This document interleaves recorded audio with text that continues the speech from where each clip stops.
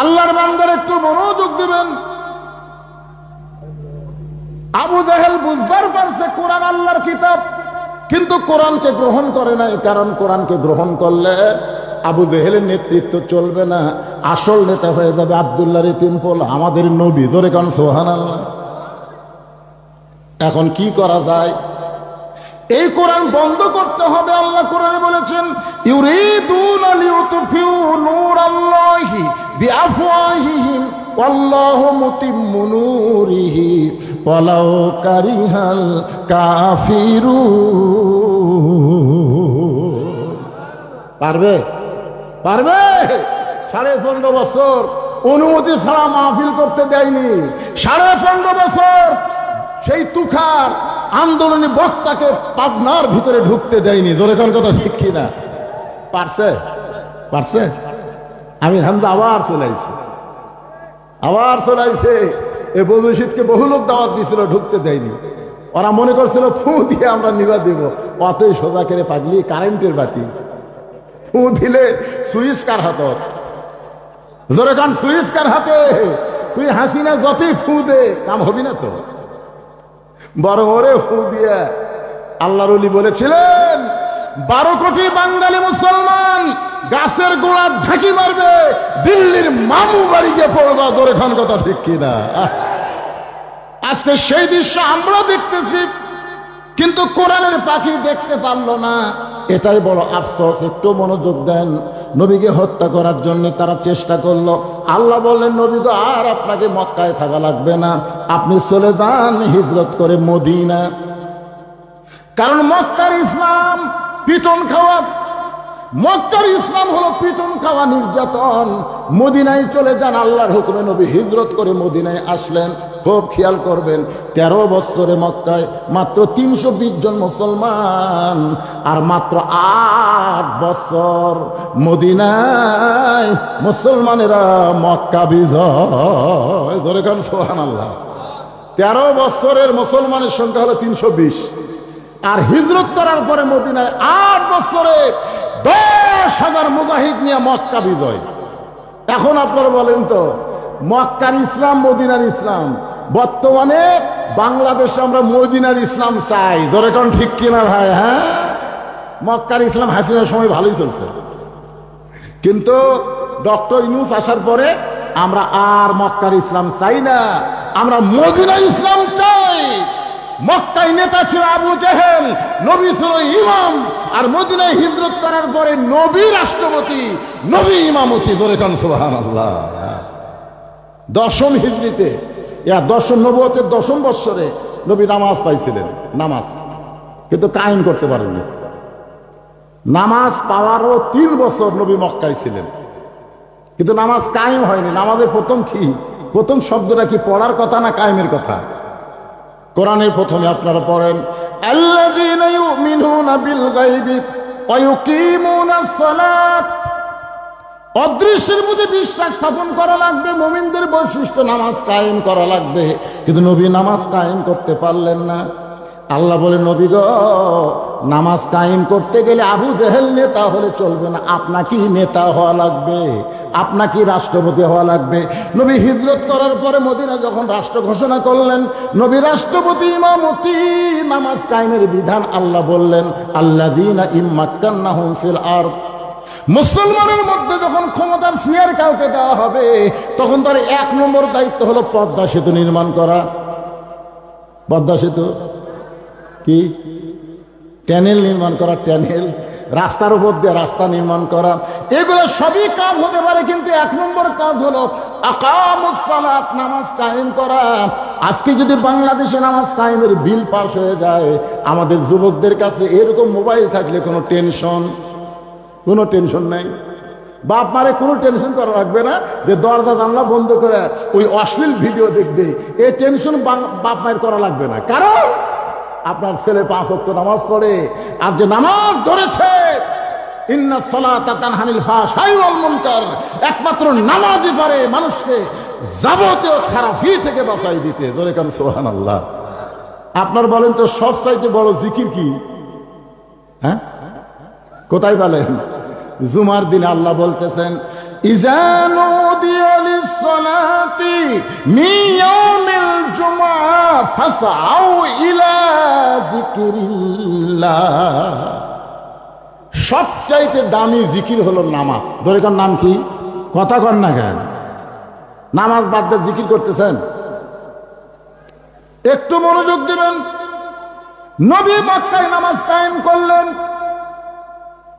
নামাজ যখন কায়েম করবেন তখন আযান দেওয়া লাগবে। এই আযানটা দিবে কে? আল্লাহ রাসূল বললেন, যিনি মুয়াজ্জিন হবেন হাসরের ময়দানে তার মাথা সবচাইতে উপরে থাকবে। শুধু মাথা উপরে থাকবে না, আল্লাহ কুদরতি হাত দিয়ে তার মাথায় এমন একটা টুপি পরায় দিবে যেই টুপি পূর্ণিমার চাঁদের মতন আলো দিবে। খালি সুবহানাল্লাহ খান। মুয়াজ্জিন হবার কেউ চায়? বাংলাদেশের সবচাইতে দুর্বল অসহায় চাকরি হলো আযান দেওয়া। কথা কয় না। আর যখন কোরআন দিয়ে বাংলাদেশ চলবে তখন মুয়াজ্জিনকে সবচাইতে সম্মান দেওয়া হবে। সুবহানাল্লাহ খান। কারণ আল্লাহ কোরআনে বললেন, ওয়ামান আহসানু কাওলাম মিম্মান দাআ ইলাল্লাহ ওয়া আমিলা সালিহান ওয়া ক্বালা ইন্নানী মিনাল মুসলিমিন। আল্লাহু আকবার। আপনার বলেন তো এই আয়াতের সাথে মুয়াজ্জিনের মিল আছে না নাই? আপনারা আয়াতটার শাব্দিক অর্থ জানেন? ওই ব্যক্তির চাইতে উত্তম কোনো ব্যক্তি নাই যে ব্যক্তি মানুষকে আল্লাহ রাস্তায় আযান দেয়, আল্লাহ রাস্তায় দাওয়াত দেয়। আপনারা বলেন সবচাইতে দামি দাওয়াতের নাম কি? কেবল আযান দেওয়া করবার না, সবচাইতে দামি দাওয়াতের নাম কি? আযান দেওয়া। ও আমিলা সালিহান। এরপরে বলতে দেখেন আযান দেয় না, দাওয়াত দেয় না, নিজে নেক আমল করে। আপনারা বলেন তো মুয়াজ্জিন সাহেব আযান দিয়ে নামাজ পড়ে না, এরকম মুয়াজ্জিন আছে? আছে? আযান দিয়ে নামাজ পড়ে না এরকম মুয়াজ্জিন আছে? আমার এলাকার এক মুয়াজ্জিন ধরা পড়ছে। কিভাবে ধরা পড়লো? ও ফজরের আযান দিয়ে তারপরে গোসল করে। এরা কতগুলো হলো টাটকা একটা মুসলিম। টাটকা বোঝেন না? আগে তো শালা সুদের ব্যবসা করতো, এখন হজ করবার তওবা তাসবিহ করে সব ভালো হয়ে বাড়িতে এসে নামাজের সময় না হতেই মসজিদে যায়। যদি 1 মিনিট এই মসজিদ মাস গেলে 5,000 টাকা বেতন আমি আযান দাও না। এখন ওই আল্লাহর ভয় বাদ দেয়, ওরই ভয়ে টাইম দিয়ে আযান দেয়। ওই ফজরের নামাজ পড়বার আযানের আগেই যায় দেখে মুয়াজ্জিন সাহেব আযান দিছে, আযান দিয়ে গোসল করতেছে। পরের দিন আবার দেখছে আযান দিয়ে গোসল করে। তৃতীয় দিন দেখছে আযান দিয়ে গোসল করে। ওই তো খেপে গেছে, কে রে আযান দিয়ে গোসল করে? তার মানে কি মুয়াজ্জিন? যাই হোক, যখন ফজরের নামাজ শেষ তখন লাভ ধরে বলতেছে জরুরি এলান। ওই বুড়া জরুরি এলান। সমস্ত মুসল্লি কয় কি এলান? বলে মুয়াজ্জিন সাহেবকে আমি 3 দিন দেখছি ফজরে আযান দিয়া তারপরে গোসল করে। আপনারা বলেন নাফাক অবস্থা আযান দিয়ে তারপরে গোসল করলে ওই আযানের বরকত হবে? সমস্ত মুসল্লি কয় আমরা তো আর জানি না। তোরা তো পরে আসিস, আযানের পরে আসিস, আর আমি আযানের আগে আসি। আপনারা বলেন তো আযানের আগে মুয়াজ্জিন ছাড়া অন্য কেউ আসা চলবে? চলবে? যদি আপনি কিয়ামত পর্যন্ত হায়াত পান আর আযানের আগে এসে যদি মসজিদে ঢোকেন, মসজিদ ঢোকার একটা সওয়াব আপনি পাবেন না। কারণ আযান দেওয়ার পরে মসজিদে যে যত আগে ঢুকবে আল্লাহ তার আমলনামায় তত বেশি সওয়াব দিবে। ধরে কারণ সুবহানাল্লাহ। এটা আযানের আগে না পরে? আযানের পরে। আগে কিন্তু শুধু মুয়াজ্জিন আসবে, ইল্লা মুয়াজ্জিন। সবাই ধরে বলছে মুয়াজ্জিন সাহেব আপনিও ওয়াকাম করেন, ফজর আযান দিয়ে গোসল করেন, কোন এটা কেমন কথা? মুয়াজ্জিন বলতেছে আমি আমার আল্লাহ ছাড়া দুনিয়ার কাউকে বলতে চাচ্ছিলাম না, কিন্তু আপনারা যখন জোর করে ধরছেন তাহলে শোনেন, আপনার মাস গেলে আমার বেতন কত দেন? মাস গেলে আপনার তো ঠকাই না মুয়াজ্জিন সাহেব, 6,000 দিন। আমার বাড়ির পাশে একজন কাম করে, দিনে 500 পাইলে মাসে কত হয়? 15,000 হয়। সারা হাজরা খাটে 15,000 টাকা মাস কামাই করে, আর আমি 5 ওয়াক্ত আযান দিয়ে আমাকে 6,000 দেন। আপনারা কোন আমার সংসার চলবে? সব জিনিসের দাম বেড়ে গেছে। সবাই বলতে আরে মিয়া তুমি আযান দিয়ে গোসল করো, এরা শুনবার চাই, আপনি কি শোনাও? আগে শোনেন। আপনারা বলেন 6,000 দিয়ে আমার সংসার চলবে? এই সব কিছুর দাম বেশি। এশার নামাজ পড়ার পরে আমি হাজরা খাট করে যাই, আপনারা ঘুমাবার যান, আর ওই যে 3 মাথার যে গুদাম আছে, ওই গুদামের আমি কুলি এশার নামাজের পরে ট্রাক থেকে লোড হয়, ওই বস্তাগুলো আমি সব গুদামের মধ্যে তুলি। এই বস্তা কাঁধে নিয়ে গুদামে তুলতে গিয়ে আমার গোটা গাও ঘামে, গায়ের মধ্যে ময়লা পড়ে, আমি পবিত্র থাকি, কিন্তু শরীর ময়লা হওয়ার কারণে এই শালা বুড়ার জন্য আগে আমাকে আজান দিয়ে তারপরে গোসল করা লাগে। কারণ 1 মিনিট দেরি হলে তার ফতুয়াবাদী শুরু হবে। সমস্ত মুসল্লি কামদার বলে, মুয়াজ্জিন সাহেব আপনার এই কষ্ট তো আমরা চিন্তা করিনি। ভাই রে, আজকে মুয়াজ্জিন কি বিপদে আছে হিসাব করছেন? আপনার মতো মানুষকে যদি 10,000 টাকা মাছ দেওয়া হয়, যে খালি ফজরের আজান দিব, 5 ওয়াক্ত লাগবে না, খালি ফজরের আজান দিব, তাই পারবেন না। কারণ দুনিয়ার সমস্ত মুসল্লিকে মুয়াজ্জিন আজান দিয়ে চেতন করে, কিন্তু মুয়াজ্জিনকে কে আজান দিয়ে চেতন করে? একবার খেয়াল করছেন? মুয়াজ্জিনের লাইন কার সাথে? আরো জোরে বলেন। আল্লাহ রাসূল বললেন যে মুয়াজ্জিন হবে হাসরের ময়দানে 4 মাথা সবচাইতে উপরে থাকবে, শুধু মাথা উপরে থাকবে না, আল্লাহ একটা নূরের টুপি মুয়াজ্জিনের মাথায় পরায় দিবে। আবু বকর বলে, রাসূলুল্লাহ আমি মুয়াজ্জিনের চাকরি করবার চাই। 1 নম্বর সাহেব আবু বকর বলে, রাসূলুল্লাহ আমি মুয়াজ্জিন হবার চাই। আল্লাহ রাসূল বলেন, হবার চাইলে হবে না, আজানের মালিক যিনি মুয়াজ্জিনের চাকরি দিবেন তিনি। জোরে কোন সুবহানাল্লাহ। আপনার বলেন তো আজানের মালিককে? আরো জোরে বলেন। ওমর ফারুক বলে, রাসূলুল্লাহ আমি মুয়াজ্জিন হবার চাই। রাসূল বললেন, হবে না, আজানের মালিক যিনি চাকরি দিবেন তিনি। সমস্ত সাহাবীরা হবার চাই, কিন্তু রাসূল কারো নাম প্রস্তাব গ্রহণ করে না। এমন সময় নবী তাকায় দেখে মসজিদের বারান্দায়, মসজিদে কুবা সর্বোত্তম মসজিদ, ওই মসজিদে কুবার বারান্দায় কালো মানুষ হযরত বেলাল দাঁড়িয়ে আছে।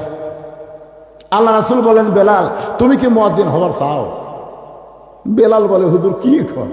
আবু বকরের মতো মানুষ, উমরের মতো মানুষ, ওসমানের মতো মানুষ, আলীর মতো মানুষ মুয়াজ্জিন হবার চাইলো, আর আল্লাহ তাদের চাকরি দিবে না, আর আমি বেলাল কুটি কি? আমার তো সাহসই হচ্ছে না। রাসূল বলে, বেলাল তোমার সাহস নাই, কিন্তু তুমি আমার সাহস যোগাই দিছো। তোরে কেন? সুবহানাল্লাহ। বেলাল বলে, হুজুর কেমনে? বলে, জান্নাতের মধ্যে যখন একা একা যাচ্ছিলাম, আমি চিন্তা করতেছিলাম জান্নাতে, হঠাৎ দেখে খড়মের শব্দ। আমি যেদিকে তাকাই সেদিকে খড়মের শব্দ। কিরে খড়মের শব্দ? আমার আগে কে হাঁটতেছে? এ ভাই জিবরাইল, এই খড়ম পাবদা জান্নাতে কে হাঁটে? জিবরাইল বলতে, হুজুর এটা আপনার বেলাল। নবী কয়, কিরে আমি জান্নাতে ঢোকার আগে আমার বেলাল? জিবরাইল বলতে, হুজুর বেলাল এখনো দুনিয়াতে আছে। বেলাল দুনিয়াতে আছে, মক্কাতে আছে, কিন্তু বেলালের আমল আল্লাহর কাছে এমন পছন্দ হয়েছে, কবে বেলাল জান্নাতে আসবে তার আগে একটা ফেরেশতাকে বেলালের মতন বানায় দিয়া জান্নাতকে একেবারে সাদর সম্ভাষণ জানায় জান্নাতের দরজা খুলেছে। জোরে কান সুবহানাল্লাহ। বেলাল আযানের মালিক যিনি, তিনি তোমাকে মুয়াজ্জিন নিযুক্ত করেছে। হযরত বেলাল আযান দেওয়া শুরু করলেন। সর্বপ্রথম যেই নামাজের আযান দেওয়া হয়েছে সেই নামাজটা হলো যোহরের নামাজ। জোরে বলেন, কিসের নামাজ? পৃথিবীতে সর্বোত্তম আযান দেওয়া যে নামাজ শুরু হয়েছে সেই নামাজের নাম কি নামাজ? এই সবাই খেয়াল করেন, কোন নামাজ? আরো জোরে। লাইলাতুল মিরাজে আল্লাহ যখন নবীকে 5 ওয়াক্ত নামাজ দেয়, এই যোহরের 4 রাকাত ফরজ যখন আল্লাহ নবীকে দিচ্ছেন, নবী বলতেছেন, আল্লাহ এই যোহরের 4 রাকাত ফরজ নামাজ আদায় করলে আমার উম্মতের উপর আপনি কেমন খুশি হবেন? আমার উম্মতের লাভটা কি? আল্লাহ বলে, হাবিব আপনার উপর যে কোরআন আমি নাযিল করেছি, এই কোরআনের মধ্যে একজন নবী আছেন, যেই নবীটা হলো মুসলিম মিল্লাতের জাতির পিতা, মিল্লাতা আবিকুম ইব্রাহিম হুয়া সাম্মাকুমুল মুসলিমিন। সবাই একটু মন দিয়ে শোনেন, যোহরের 4 রাকাত ফরজ নামাজ আমরা কেমনে পাইলাম? চড়কের উপরে আমাদের জাতির পিতা বসে আছেন, বাবা আজর রশি ধরে টানতেছেন, নিচে নমরুদের আগুনের চুলা দাও দাও করে জ্বলতেছে। বারবার নমরুদ বলতেছে, ইব্রাহিম একটাবার আগুনে পড়ার সঙ্গে সঙ্গে তুমি পড়ে ছাই হয়ে যাবে। নবী ইব্রাহিম একটাবারও আগুনের দিকে তাকায় না। হাসবি আল্লাহ নিমাল ওয়াকিল অনিমাল মাওলা অনিমান নাসির। আপনার বলেন তো, আমাদের জাতির পিতা জিকির করতেছেন কার? কথা কয় না, কার জিকির করতেছেন? হ্যাঁ, আগুনের দিকে তাকানোর টাইম আছে? বাবা আজর তখন রশি ধরে টানতেছে, ইব্রাহিম নবীর চোখটা দর দর করে পানি পড়তেছে। ফেরেশতা জিবরাইল বলে, ইয়া রাসূলুল্লাহ, আল্লাহর নবী, আপনার বাবা রশি ধরে টানতেছে আর আপনি কাঁদতেছেন আগুনে পড়ার ভয়ে, আগুনে পড়ে যাবেন সেই চিন্তায়। ইব্রাহিম বলতেছে, জিবরাইল, ওই আগুনের দিকে আমি একবারও তাকাই না। আমার ঈমান বলতেছে নমরুদ আগুনের চুলা জ্বলাবার পারে, কিন্তু আগুনের ভিতরে পোড়ানোর ক্ষমতা কার হাতে? জোরে বলেন, সমস্ত ক্ষমতা কার হাতে? সূরা মুলকের প্রথমেই যদি পড়েন তাহলে পাবেন, তাবারাকাল্লাযী বিয়াদিহিল মুলকু ওয়া হুয়া আলা কুল্লি শাইইন কাদির। সমস্ত ক্ষমতার মালিক কে? তো জিবরাইল বলে, তাহলে কাঁদতেছেন কেন? ইব্রাহিম বলে, কান্দার কারণ হলো পৃথিবীতে সন্তান যখন বিপদে পড়ে, সেই সন্তানকে বিপদ থেকে বাঁচাবার আসে কে? কথা কয় না। বাবা বাঁচাবার আসে না? বাবা মা বাঁচাবার আসে কিনা? কিন্তু ভাগ্যগুণে এমন একটা বাবা পাইলাম, যেই বাবা আগুনে ফেলে দেওয়ার জন্য রশি টানতেছে। আমার মতন দুর্ভাগ্য সন্তান কেউ নাই। আমি বাবার কাছে বাঁচার আশা করা তো দূরের কথা, বাবাই আমাকে ফেলে দেওয়ার জন্য কাঁদতেছে।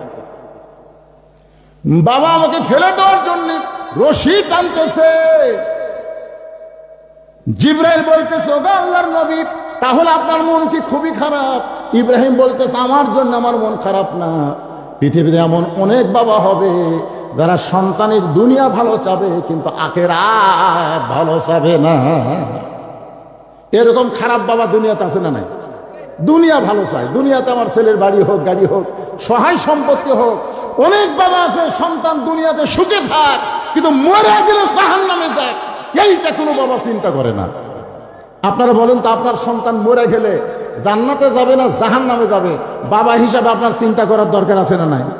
আছে? কি চিন্তা করছেন? আল্লাহ রাসূল বলেছেন, 7 বছর বয়স থেকে তোমার সন্তানকে নামাজের তালিম দাও, 10 বছর থেকে উত্তম জিকির নামাজ জোর করে পড়াও। একটু মনোযোগ দেবেন। চড়কের টান মারছে জাতির পিতা হযরত ইব্রাহিম, হাসবি আল্লাহ নিমাল ওয়াকিল ও নিমাল মাওলা নিমান নাসির। জিকির করতেছেন কার?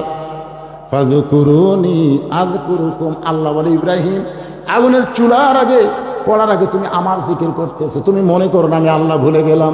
বরং তোমার জন্য ঘোষণা করা হলো, কুলনা ইয়া নারু কুনি বারদান ওয়া সালামান আলা ইব্রাহিম। ওই আগুনকে শান্তির বাগান পাইয়া ইব্রাহিম নবী শুকরিয়া তান এক নিয়তে 4 রাকাত নামাজ পড়ে। ওই 4 রাকাত নামাজ আল্লাহর এতই ভালো লাগছে, উম্মতে মুহাম্মাদের জন্য জোহরের 4 রাকাত ফরজ হিসাবে দিয়ে দিচ্ছে। আমরা যখন জোহরের 4 রাকাত ফরজ নামাজ জামাতের সঙ্গে আদায় করব, ইব্রাহিম নবীর সমপরিমাণ সওয়াব আল্লাহ আমাদেরকে দান করে দিবে। সবাই সুবহানাল্লাহ বলেন না? আপনারা কি নামাজের পক্ষে না বিপক্ষে? আরে জোহরের নামাজ জামাতে আদায় করলে ইব্রাহিম নবীর সমপরিমাণ সওয়াব পাওয়া যাবে। সর্বপ্রথম যেই নামাজ আযান, সেই নামাজ হলো জোহরের নামাজ। আযান দিচ্ছেন হযরত বেলাল। ধরে বলেন কে? আযান দেওয়ার পরে যারা আওয়ামী লীগ করে, বিএনপি করে, জাতীয় পার্টি করে, জামাত করে, এই সব দলের মধ্যে যারা নামাজ পড়ে, সব দলের লোকেরা নামাজ পড়ে কি পড়ে না? কম পড়ুক আর বেশি পড়ুক, পড়ে তো রে ভাই। আওয়ামী লীগ মানে সবাই খারাপ তা কিন্তু না। সবাই খারাপ? সবাই তো খারাপ না। আওয়ামী লীগের মধ্যে অনেক হাজি আছে, নামাজি আছে। তো এখন আওয়ামী লীগ যদি কোনোদিন বলে যে আমরা সরকারি দল, আমাদের দল ক্ষমতা আছে, আমাদের মসজিদ আলাদা হওয়া দরকার। আপনাদের এই বাইকলা এলাকায় আশেপাশে আওয়ামী লীগের কোনো মসজিদ আছে? নাই। বিএনপি আছে? কেবলে কথা কন না কেন? জামাত ইসলামের কোনো আলাদা মসজিদ আছে? পীর মুরিদের কোনো আলাদা মসজিদ আছে? তার মানে আযান দেওয়ার সাথে সাথে সমস্ত মুসলমান সব দল ভুলে এক দল হয়ে মসজিদের মধ্যে ঢোকে। ধরে কোন কথা ঠিক কি না? আপনারা কি কোনোদিন দেখছেন যে আওয়ামী লীগ সামনে কাতার দেখছেন? কালোর কাছে কোনো ফর্সা মানুষ দাঁড়ালে ফর্সা ঘুতে মারা দেখছেন? এই তুই কালো, আমার কাছে দাঁড়ালি কেন? ধনীর কাছে কোনো গরিব যদি দাঁড়ায়, ধনী কোনোদিন ঘুতে মারা দেখছেন? এই তুই একটা ফকির হয়ে আমার কাছে দাঁড়ালি কেন? আপনারা কোনদিন দেখছেন? কি দেখছেন? ছোট বড় ধনী গরিব ফর্সা কালো সবাই এক কাতার হয়ে নামাজ পড়ে। এটাই হলো জামাতে নামাজ পড়ার প্রথম শর্ত। কোনো ভেদাভেদ থাকবে না, প্রত্যেকটা মুসলমান ভাই ভাই। জোরে কোন কথা ঠিক কিনা? একলা একলা নামাজ পড়লে মুনাফিকি কেন হয় জানেন? একলা একলা নামাজ পড়লে আপনার মধ্যে মুনাফিকি কেন আসবে? কারণ আপনি অহংকারী হয়ে যাবেন, আপনি সাধারণ মানুষকে আর পছন্দই করবেন না। কিন্তু যখন জামাতে নামাজ পড়বেন তখন দেখবেন আপনার মধ্যে আর মুনাফিকি থাকবে না। বিশেষ করে 2 ওয়াক্ত নামাজ তো জামাত ছাড়াই যাবেন। একটা হলো ফজরের নামাজ আর একটা হলো এশার নামাজ। আজকে ওয়াজ শোনার পরে আপনারা ফজর জামাতে পড়বেন? সবাই কথা বলতেছে না। আমির হামজার ওয়াজের দাম বেশি না ফজরের নামাজ জামাতে আদায় করার দাম বেশি? কোনটার দাম বেশি? হ্যাঁ,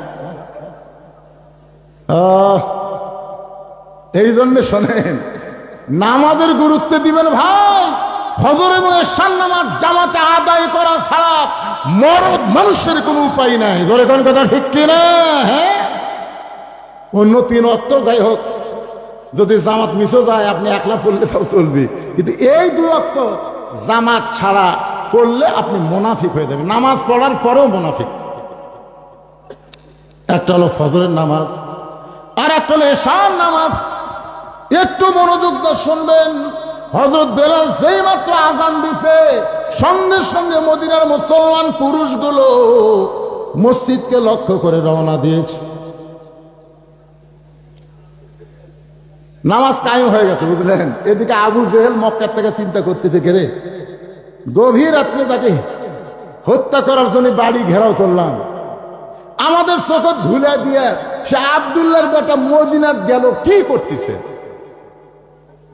এখন হাসিনা ভারতে গিয়ে কি করতেছে এটা আমাদের দেখার টাইম নেই। আমাকে ডক্টর ইউনূস এখন কি করতেছে সেটা দেখা লাগবে। জোরে কোন কথা ঠিক কিনা? হ্যাঁ। আবার যদি আপনার বলেন আগেই ভালো আছিলাম রে, আগেই ভালো আছিলাম, এইরকম যারা চিন্তা করতেছে এদের নাম হলো আফসোস লীগ। জোরে কোন কি লীগ? দেখছেন, আবু জেহেল আফসোস করতেছে যাকে হত্যা করার জন্য বাড়ি ঘেরাও করলাম, আমাদের চোখে ধুলে দিয়ে সে মদিনাত যে কি করবে। নবী মদিনাত আসার পরে একবারও চিন্তা করেনি আবু জেহেল মক্কা কি করবে। নবী ওই দিকে চিন্তা করেনি, কিন্তু আবু জেহেলের চিন্তা মুসলমানের নবী মদিনাত কি করে, আমরা মুসলমানেরা কি করি, এইটাকে ইহুদি খ্রিস্টানেরা সব সময় চিন্তা করতেছে। ধরে কোন কথা ঠিক কিনা? কারণ ইহুদি খ্রিস্টান হিন্দুরা জানে গোটা পৃথিবীর রাজত্ব আল্লাহ এক সময় মুসলমানের হাতে দিয়ে দিবে। ধরে কোন সুবহানাল্লাহ। এটা যত তাড়াতাড়ি মুসলমানেরা পাবে তত তাড়াতাড়ি হিন্দু বৌদ্ধ খ্রিস্টানেরা ধ্বংস হবে।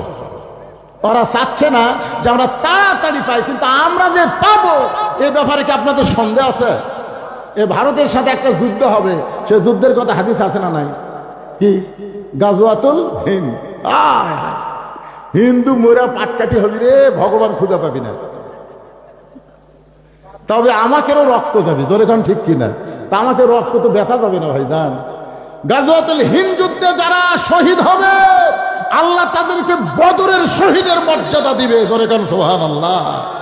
এইরকম মর্যাদা যখন আল্লাহ দিবে আমাকে কোনো চিন্তা আছে? জীবন দিয়ে আল্লাহর ইসলামকে আমরা রক্ষা করার চেষ্টা করব, আমরা কোরআনকে হেফাজত করার চেষ্টা করব। জোরে বলেন ঠিক কিনা?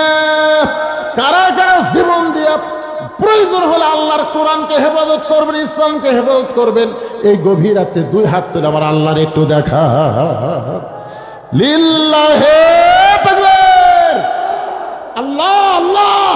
এই তাহাজ্জুদের সময় হাতগুলো কবুল করো আল্লাহ। আর মিডিয়ার মাধ্যমে তোমরা দেখায় দাও ভারত এই ভগবানের জাত।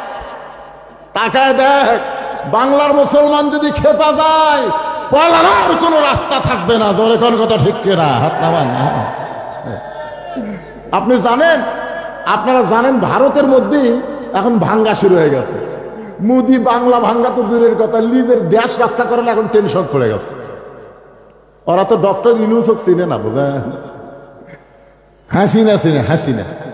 হাসিনাকে একজন কইছে সাংবাদিক যে এত বড় বিপদে আপনি আছেন, এই বিপদ আপনি কোন দোয়া পড়তেছেন?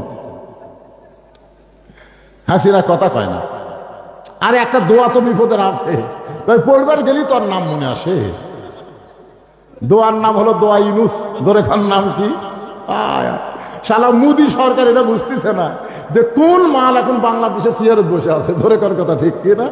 সেদিন আবার দেখলাম খবরে বলতেছে দুটা নবীর নাম, ডক্টর মোহাম্মদ ইউনুস।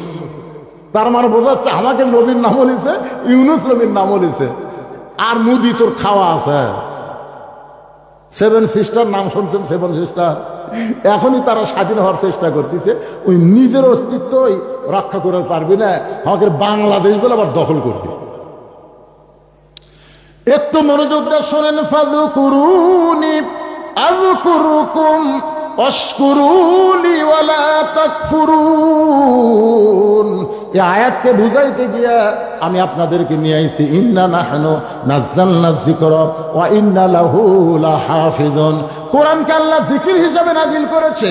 কোরআন হেফাজতের দায়িত্ব কার হাতে? সবাই জোরে বলেন, কার হাতে? যে হারে প্রাইমারিকে সরকার উৎসাহ দিচ্ছে, প্রাইমারি মাস্টারকে সরকার যে হারে বেতন দিচ্ছে, সেই হিসাবে তো কোরআনের হাফিজি মাদ্রাসা বন্ধ হওয়ার কথা। জোরে কোন কথা ঠিক কিনা? আপনারা বলেন তো কয় টাকা বেতন? তাও বৌসল থুই আসে মাদ্রাসার পিছনে থাকা লাগে। আর প্রাইমারি মাস্টাররা সিগারেট খাতে খাতে আসে, চাকরি শেষে আবার সিগারেট খাতে খাতে যায়, মাস গেলে 50,000 বেতন পায়, চাকরি না করলেও বেতন পায়। ধরে কোন ঠিক কিনা? আর হাফিজি মাদ্রাসার সব সময় ছেলেবেলের পিছনে থাকে। আমার মাদ্রাসার এক ছেলে লুঙ্গি ভরা পায়খানা করছে, এখন ওইটা আমার মাদ্রাসার হুজুর পরিষ্কার করে দিচ্ছে। আমি বললাম কি বিপদ রে ভাই, এক বাইক দিয়ে পাঠান, এত শ্রম ভর্তি করছেন কেন? হুজুর এরকম কষ্ট না করলে এরা কোরআনের হাফেজ কেমনে হবে? দেখছেন মাস গেলে 9,000 টাকা বেতন পায়। এত কষ্ট করেছে, এই কারণে আল্লাহ কোরআন হেফাজতের দায়িত্ব নিয়েছে। ধরে কোন কথা ঠিক কিনা? কারণ কোরআনের পক্ষের মানুষ যারা দুনিয়া নিয়ে চিন্তা করবে না, তারা কোরআনকে মহব্বত করে কোরআনের জন্য তারা নিজের জীবনকে উৎসর্গ করে দিবে। ধরে কোন কথা ঠিক কিনা? হ্যাঁ ভাইজান একটু খেয়াল করবেন। এই কোরআনকে আল্লাহ কেমনে হেফাজত করলেন সেটা বোঝানোর জন্য বলতেছি। এখন আবু জেহেল মক্কা থেকে 2 জনকে পাঠায় দিচ্ছে, 2 জনকে মদিনাত পাঠায় দিচ্ছে, যাও তো মদিনায় আব্দুল্লাহর এতিম পোলা গভীর রাত্রে পালায় দেয়, মদিনাত কি করতেছে একটু দেখে আসো, দেখে আসো। আমাকে বাংলাদেশেও দেখার জন্য পাঠাইছে। এটা হলো কুমিল্লা, আগে কুমিল্লা জেলা ছিল, এখন চাঁদপুর জেলা হচ্ছে। নাম শুনছেন? চাঁদপুর, চাঁদপুর জেলা। ওই চাঁদপুর জেলায় একটা খতিব সাহেব একদিন খুতবার আগে ওয়াজ করতে গিয়ে বলছেন যে মসজিদে ইমামতি করে টাকা নেওয়া জায়েজ নাই। কি বলছে? মসজিদে ইমামতি করে টাকা নেওয়া জায়েজ নাই। না না, এইটা যেই বলছে তখন মুসল্লিরা খুবই খুশি, যাক বারে আমরা একটা ইমাম পাচ্ছি, টাকা লাগবে না। এরা প্রথম জুম্মায় বলছে। দ্বিতীয় জুম্মায় বলতেছে গরিব ইমামের পেছনে ইক্তেদা করা মাকরুহ। গরিব ইমামের পিছনে ইক্তেদা করা কি মাকরুহ। এখন আপনারা বলেন বাংলাদেশের কোন ইমাম ধনী? কথা কন না কেন ভাই? আপনাকে এলাকার মসজিদের ইমামরা ধনী না গরিব? আর টাকা নেওয়া জায়েজ নাই। তখন ইমামরা সবাই একত্র হয়ে ওই ফরিদগঞ্জ থানায় একটা র্যাবের ক্যাম্প ছিল, ওই র্যাবের ক্যাম্পে গিয়ে অভিযোগ করছে অমুক মসজিদের হুজুর সাধারণের বিরুদ্ধে লাগেনি, ইমামের বিরুদ্ধে লাগছে। আপনার বলেন তো এই ইমাম কার বিরুদ্ধে লাগছে? সাধারণ লোকের না ইমামের? ইমামের বিরুদ্ধে লাগছে। তো ঠিক আছে, র্যাবের অফিসার বলছে ঠিক আছে আমরা দেখতেছি। তো ওই হুজুরকে ধরে নিয়ে আসা বলতেছে আপনি কি বলেছেন যে গরিব ইমামের পিছনে ইক্তেদা করা মাকরু, ইমামতি করে টাকা নেওয়া জায়েজ নাই, এটাকে আপনি বলছেন? তখন ইমাম সাহেব বলতেছে হ্যাঁ বলছি। তো তাহলে আপনি কে? যেই পাশে আপনি কে সঙ্গে সঙ্গে কাঁপে উঠছে। যেই কাঁপে উঠছে তখন র্যাবের মেজরের সন্দেহ হচ্ছে কে রে? যেই কইছে আপনি কে, কাঁপে উঠলো কেন? এক অন্দরমহলে নিয়ে যাও, মানে ভিতরে নিয়ে যাও। ভিতরে নিয়ে নিবন্ধে নিয়ে বলতেছে এই হুজুর এই সত্যি করে কত, তুই কে? তুই কে রে? এতদিন হলে সমস্ত আলেমের মধ্যে যে মিল ছিল, তুই আইসা এই খাতনা বাজালি, তুই কে? আজকে তারাবি 8 রাকাত না 20 রাকাত? নবী তুরের নূরের তৈরি না মাটির তৈরি? নবী জীবিত না মৃত? এতদিন পরে এসে তারা এরা ফেতনা বাজায়। এরা কিন্তু আসলেই হুজুর না, এরা অন্য কোন জাতের একটা এজেন্ট। জোরে কোন কথা ঠিক কিনা কথা বলেন? যেই বলছে তুই কে, ওই তো চমকে উঠছে, হুজুর পরিচয় দে তুই কে? তাই কয়েক রোলার নিয়ে আয়। রোলার যে হ্যান্ডার গেছে তখন বলতে, স্যার আমার মারেন না, আমি খ্রিস্টান।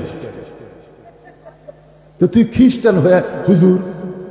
বলছে খালি আমি না, আমার মতন আরো 23 জন, মোট আমরা 24 জন চিটাগাঙ্গের আন্ডারগ্রাউন্ড একটা মাদ্রাসাত লেখাপড়া করছি। চিটাগাঙ্গে একটা আন্ডারগ্রাউন্ড মাটির ঠলে একটা মাদ্রাসা, আমরা 24 জন খ্রিস্টান লেখাপড়া করে হুজুর হচ্ছি। হুজুর আমরা দাড়ি থুছি, মাথার টুপি দিছি, জুব্বা পড়ছি, আমরা কোরআন হাদিস মোটামুটি জানি, ওই যে আন্ডারগ্রাউন্ড মানুষ শিখছি। তো তোরা হুজুর সাজার কারণ কি? বলে হুজুর না সাজলে আসল মুসলমান কারা এটা বোঝা যায় না। কারণ ভিতরে না গেলে, ঘরের মধ্যে না গেলে ঘরের ভিতরে কি আছে এটা বাইরে থেকে বোঝা যাবে? কথা কন না কেন, বোঝা যাবে? তখন বলতেছে, তাহলে তুমি কয় বছর হয়ে নামাজ পড়াচ্ছ? বলে আমি তো 11-12 বছর হয়ে যাচ্ছে। 11-12 বছর হয়ে তুমি নামাজ পড়ো, তুমি খ্রিস্টান হুজুর, তুমি ওযু করো না? ওযু ছাড়া আপনার বলেন, ওযু ছাড়া যে হুজুর নামাজ পড়াচ্ছে ওর বেতনের দরকার আছে? মসজিদের মধ্যে তখন যাই বলতে, ভাই তোর কি ইমাম কাছে টাকা নেওয়া জায়েজ নাই? এই 12 বছর নামাজ পড়াচ্ছে ওযু ছাড়া, এখন কি করবো? হায় হায় হায় হায় হায়, তাহলে আমাদের 12 বছরের নামাজ। এখন বলতেছে যে মুসলমানের ভিতরে তুমি কি পাইছো? আসল মুসলমান কারা? খ্রিস্টান হুজুর এখন বয়ান করতেছে, আমরা 12 বছর মুসলমানের ভিতরে ঢুকে দেখলাম মুসলমান হলো 3 দল। ধরে কোন কয় দল? একদল মুসলমান খালি নামে মুসলমান, নামাজ পড়ে না, রোজা করে না, খালি নামে মুসলমান। নাম হলো তাসলিমা নাসরিন, নাম হলো আহমদ শরীফ, নাম হলো হুমায়ুন ফরিদি, নাম হলো হুমায়ুন আজাদ, নাম হলো নিজুম মজুমদার। এরকম নামে মুসলমান কিন্তু কামে শয়তান। ধরে কান কামে কি? নাম মুসলমান, নামাজ পড়ে না। আপনাদের এই মাহফিলে অনেক মুসলমান আছে যারা মাগরিব পড়েনি, এশা পড়েনি, ওয়াজ শুনতেছে। জোরে কার কথা ঠিক কিনা? আপনারা বলেন তো, যারা এশার নামাজ বাদ দিয়া মাগরিবের বাদ দিয়ে ওয়াজ শুনতেছে, এরা কেমন মুসলমান? কথা কয় না। আমার ওয়াজ আপনারা শোনেন নাই? এক হুজুর ওয়াজ করছে, টুপির উপরে পাগড়ি করে নামাজ পড়লে আল্লাহ থেকে 70 গুণ সওয়াব দেয়। ওই সেদিন থেকে পাগড়ি পরে নামাজ পড়ে, প্রতি ওয়াক্তে 70 গুণ সওয়াব বেশি। কিন্তু একদিন মসজিদে দেখে পাগড়ি আনে নাই, মনের ভুলে পাগড়ি আনে না। তখন চিন্তা করতেছে, জামাতে নামাজ পড়লে 27 গুণ আর পাগড়ি মাথার দিলে 70 গুণ। তো ইচ্ছা করে জামাত বাদ দিচ্ছে। সবাই নামাজ পড়ে যখন বাড়িতে গেছে, ওই তার মসজিদের মধ্যে যায় এক টানে লুঙ্গি খুলছে, লুঙ্গি খুলে আড়াআড়ি ভাঁজ দিয়ে এটা মাথার নিচে, রুকুর থেকে যেই সেই দাঁত গেছে, ইতিমধ্যে এক মুসল্লি মসজিদের মধ্যে ঢুকে দেখে, কে রে? ন্যাংটা নামাজি, 5 হাত মারছে লাঠি। ওই লাভ ধরে, এই ভাই আমারে মারলেন কেন? বলে মারার কারণ তো লুঙ্গি। তাই লুঙ্গি আমার মাথার, তোমার চোখ নাই? তো পর্ণের লুঙ্গি মাথার খেন, বলে সওয়াবের আশায়। পাগড়ি পরে নামাজ পড়লে 70 গুণ সওয়াব বেশি ভাই। এই জন্য লুঙ্গি খুলে মাথার পাগড়ি বানছি রে। লোকটা বলে, পাগলা, পাগড়ি পরা হলো সুন্নত আর লুঙ্গি পরা হলো ফরজ। তুই ফরজ বাদ দে, সুন্নত আদায় করতেছিস। আজকে ওয়াজ শোনা হলো মুস্তাহাব আর মাগরিবের এশার নামাজ পড়া হলো ফরজ। জোরে কর কথা ঠিক কি না? এখন আমার সঙ্গে বলা লাগবে, এশার নামাজ বাদ দিয়া যারা ওয়াজ শুনতেছে, সবাই বলেন এশার নামাজ বাদ দিয়া যারা ওয়াজ শুনতেছে, তারা লুঙ্গি খুলিয়া মাথায় পাগড়ি পরিছে। আপনারা যারাই বলতেছেন না তারা এশা পড়েননি। যারাই বলতেছেন না, কে বাবা একটু ঝাঁকি দিয়ে বলা যাবে?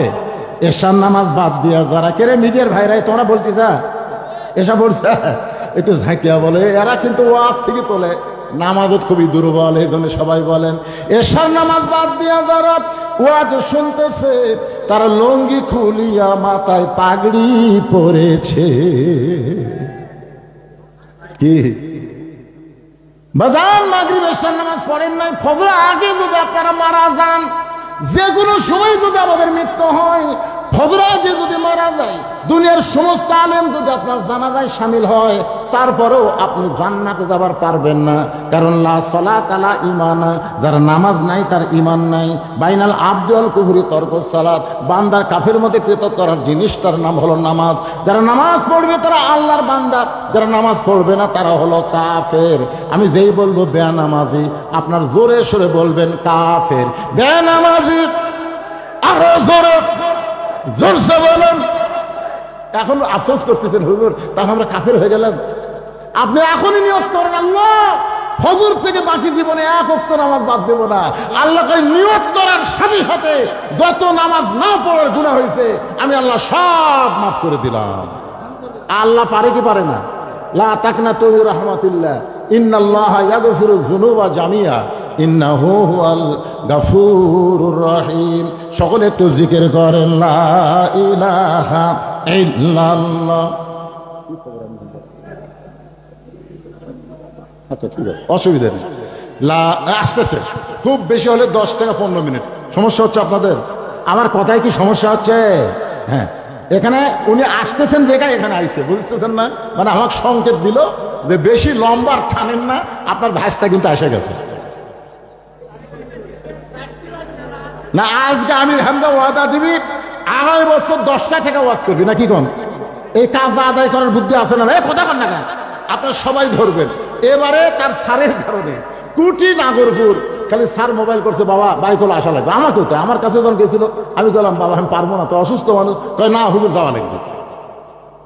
তো এখন কি করবেন? বাধ্য হয়ে আসা লাগছে। আপনারা কষ্ট পাচ্ছেন, আমরা বুঝি না, আমরা বুঝি না। আর রাত 9টার থেকে 12টা ওয়াজ করার মধ্যে কি মজা, আর রাত 2টার থেকে এই পরে ওয়াজ করার যে কি কষ্ট, বক্তাও তো বোঝে রে ভাই। কিন্তু বাধ্য হয়ে আমাদের কাম সারা লাগতেছে, কি করবো? আমি এখান থেকে আসার পরে আগে এই সিদ্ধান্ত হবে কাজা আদায় করা লাগবে। জোরে কোন কথা ঠিক কিনা? হ্যাঁ, কাজা আদায় পারলে আমাকে থুয়েন, আমি 8টার থেকে 10টা, অসুবিধা আছে? এই বুড়া মানুষকে আর শেষ রাখতে থুয়েন না। একটু মনোযোগ দিয়ে শুনবেন। ফাযকুরুনি আযকুরুকুম ওয়াশকুরুলি ওয়ালা তাকফুরুন। এরপরে যে আয়াতটা পড়ছি তার বাংলা অর্থ করে দিব, তারপরে আবার ফিরে আসবো। ইয়া আইয়ুহাল্লাযীনা আমানুস্তাঈনু বিস-সাবরি ওয়াস-সালাহ ইন্নাল্লাহা মা'আস-সাবিরিন। ধৈর্যশীলদের সাথে কে থাকে? আরো জোরে। আমরা ধৈর্য ধরতে পারে। আমরা তো কোর্ট কাছারির বিচার পাইনি, বোঝেন? কোর্ট কাছারিতে আমরা কিন্তু বহু গেছি। আমার 29টা কেস, বাড়ি থাকার সময় হয়নি। আমাকে অনেকে কয় হুজুর শহরের বাসা আছে। আরে পাগলা, যে হারে পুলিশ খুঁজতেছে বাসা, আলুর বাগুনের মধ্যে থাকা লাগে। আহারে কি বিপদ! চিন্তা করে দেখেন, কোর্ট কাছারিতে যখন আমরা বিচার পাইনি, আপনারা কোন তো আমরা বিচার দেইনি কোন জায়গা? আসল জায়গার বিচার দেওয়ার কারণে খালি ছাত্র জনতার রক্তের বিনিময়ে হাসিনা পলায়নি, আসল জায়গায় বিচার আল্লাহ করেছে। জোরে কোন কথা ঠিক কিনা? কারণ হাসিনা যদি ক্ষমতা ছাড়তো, আবার ক্ষমতা আসার একটা চান্স আছিল, কিন্তু পলিয়া যাওয়ার কারণে সব পারবে পারবে মুখ তুলে দাঁড়াবারই পারবি না। আল্লাহ কই ধরি না রে, ধরি না, ধরলে আমি ছাড়ি না। এমন ধরা ধরছে কারণ কি আসল জায়গায় বিচার। ধৈর্য ধারণ করলে মায়ের পায়ের তলে সন্তানের জান্নাত। জোরে কোন সুবহানাল্লাহ। এই মা যদি ধৈর্যশীলা না হয় তাহলে আমরা একটা সন্তানও দুনিয়াতে পাবো না। মা প্রসব বেদনা ধৈর্যের সাথে মোকাবেলা করে, যার কারণে সন্তান আমরা দেখতে পাই। আজকে বাংলাদেশ ধৈর্য ধারণ করেছে, যার কারণে আমরা আগামীতে এই বাংলাদেশে ইসলামের পতাকা উড়বে, এই দৃশ্য আমরা দেখতে চাই। জোরে কোন কথা ঠিক কিনা?